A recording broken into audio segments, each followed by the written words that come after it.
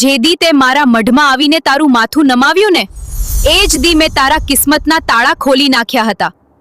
લોકો તારા રસ્તામાં પથ્થર નાખશે, પણ યાદ રાખજે, હું એ મેલડી છું જે પથ્થરને પણ પારસમણી બનાવી જાણું છું.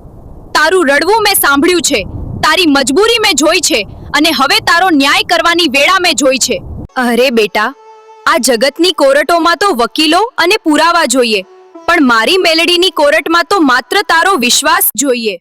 જેને દુનિયાએ અન્યાય કર્યો છે, જેને ખોટા આડ ચઢાયા છે, એની અરજી લઈને આજે હું બેઠી છું.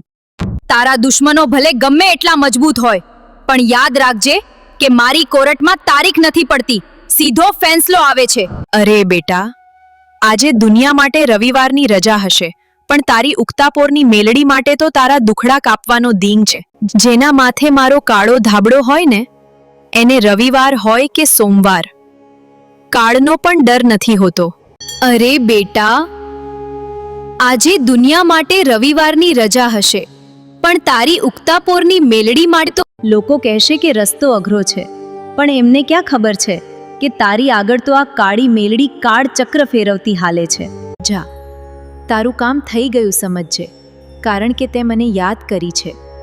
મારો વિશ્વાસ રાખજે, હું તારા વિશ્વાસનો દીવો ક્યારેય બુઝાવા નહીં દઉં. બોલ જય મેલડીમાં. અરે દીકરા, ગભરાય છે શું કામ? તારા નસીબની રેખાઓ ભલે ગમે તેવી હોય, પણ એ રેખાઓ જેની હથેળીમાં જ છે ને, એ હું મેલડી છું. દુનિયા તારો સાથ છોડી દેશે, પણ હું તારો હાથ ક્યારે નહીં છોડું. રવિવારનો સૂરજ સાક્ષી છે, જેણે મારો પલ્લો પકડ્યો છે એને મેં ક્યારેય રડવા નથી દીધો. બસ તું વિશ્વાસ રાખજે, તારું કામ દુનિયા નહીં પણ તારી આ મેલડી કરશે.